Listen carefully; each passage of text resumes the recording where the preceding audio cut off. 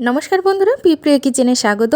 আজকের রেসিপি সজনের ডাঁটা চচ্চড়ি, তাও আবার সর্ষে বাটা দিয়ে। দারুণ স্বাদের সম্পূর্ণ নিরামিষ এই রেসিপিটি আপনারা যে কোনো নিরামিষ দিনে কিন্তু খেতে পারেন। আবার গরমের দিন এসে গেছে, তো এই সময়ও কিন্তু হালকা পাতলা আলু আর সজনের ডাঁটার এই রেসিপিটা খুবই ভালো লাগবে। তো সবার প্রথমে আমি এখানে আলু কেটে নিয়েছি একটি বড় সাইজের, আর আলুটা ঠিক এরকম লম্বা লম্বা করে কেটেছি। আর সঙ্গেই সজনের ডাঁটাগুলো আমি ছাল ছাড়িয়ে নিয়েছি, আর ভালো করে কেটে আলু সজনের ডাঁটাটা ধুয়ে নিয়েছি। ফ্লেভারটা একটু বেশি ভালো করার জন্য এখানে 3টে শুকনো লঙ্কা নিয়েছি, সঙ্গে 1 চামচ নিয়েছি ধনে, 1 চামচ মৌরি, 1 চামচ জিরে। এবার এই মশলাটা শুকনো খোলায় একটুখানি ভেজে ভালো করে গুঁড়ো করে নেব। এই মশলাটা আপনারা যে কোনো নিরামিষ সবজিতে দিলে কিন্তু খুবই টেস্টি হয়। তো আমি সজনের ডাঁটায় ব্যবহার করছি একদম অল্প পরিমাণ মশলা, পেঁয়াজ রসুন ছাড়াই এটা তৈরি হবে।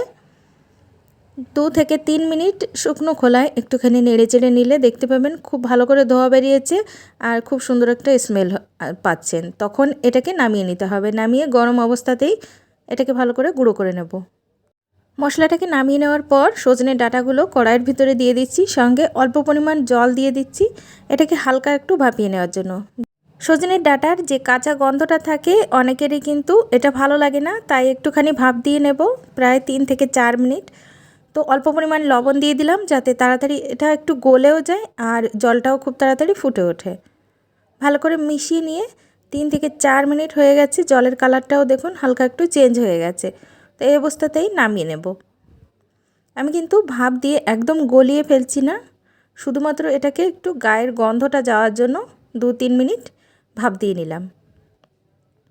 জল থেকে ডাঁটাগুলো তুলে নিয়ে জলটা ফেলে দেব, আর একই কড়াইতে দিয়ে দিচ্ছি প্রায় 3 থেকে 4 চামচ সর্ষের তেল।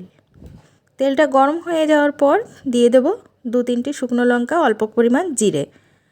আর খুব ভালো করে একটু জিরে আর শুকনো লঙ্কাটা ভাজা হলে কেটে রাখা আলুগুলো দিয়ে দেব।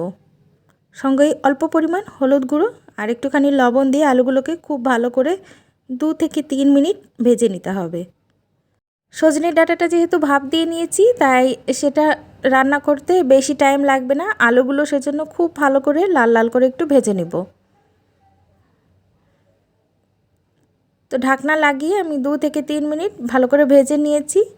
লাল হয়ে যাওয়ার পর এখন দিয়ে দিচ্ছি ভাপ দিয়ে নেওয়া সজনের ডাঁটাগুলো দিয়ে আবারও 2 থেকে 3 মিনিট একটুখানি নাড়িয়ে চাড়িয়ে এটাকে ভেজে নিতে হবে। তো সঙ্গে দিয়ে দিচ্ছি চেটে রাখা কাঁচা লঙ্কা। যেহেতু আগে আমি 2-3টি শুকনো লঙ্কা ভেজে বেটে নিয়েছি, তাই এখানে লঙ্কার পরিমাণটা কম দিলাম।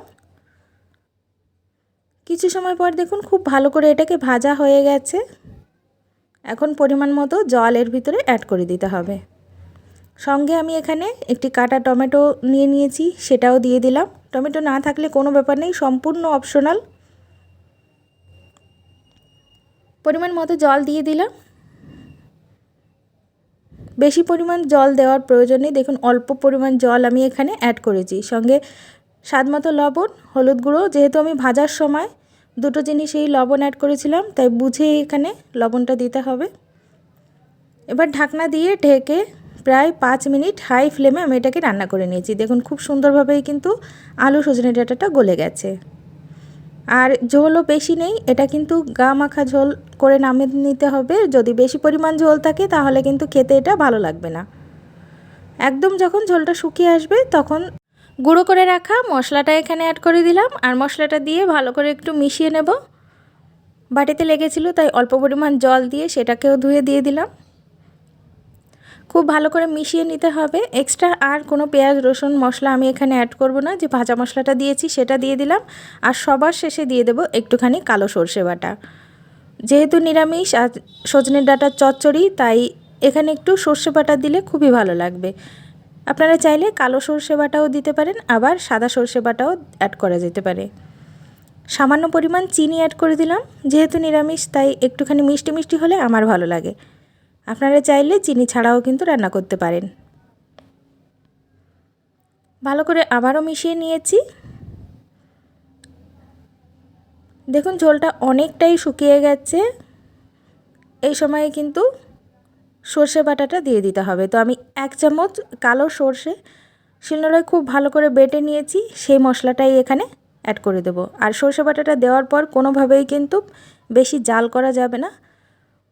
সামান্য পরিমাণ সর্ষে বাটা দিয়ে নাড়িয়ে চাড়িয়ে সঙ্গে সঙ্গে এটাকে নামিয়ে নিতে হবে। একটু জাল করার সঙ্গে সঙ্গেই কিন্তু এটা তেতো হয়ে যায়, খেতে কিন্তু একদমই ভালো লাগবে না। তাই ভালো করে মিশিয়ে নিয়ে আপনারা সঙ্গে সঙ্গে এটাকে নামিয়ে দেবেন। আমি কিন্তু গ্যাসের ফ্লেম বন্ধ করে দিয়েছি, আর সেই অবস্থাতেই কিন্তু এটাকে নাড়িয়ে নিচ্ছি। দেখুন শুকনো শুকনো হয়ে গেছে।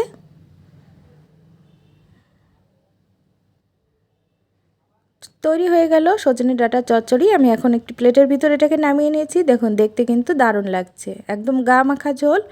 গরম ভাতের সঙ্গে এটাকে আপনারা পরিবেশন করুন, আশা করছি সবার খুবই ভালো লাগবে। তো রেসিপিটা ভালো লাগলে অবশ্যই বন্ধুদের সঙ্গে শেয়ার করবেন, কমেন্টস করে জানাতে ভুলবেন না। সাথে এই চ্যানেলে নতুন হলে সাবস্ক্রাইব করে রাখবেন এরকম আরও সহজ সহজ রেসিপি পাওয়ার জন্য। আজকের মতো এ পর্যন্ত, দেখা হবে অন্য রেসিপিতে। ততদিন ভালো থাকবেন, সুস্থ থাকবেন, বাই।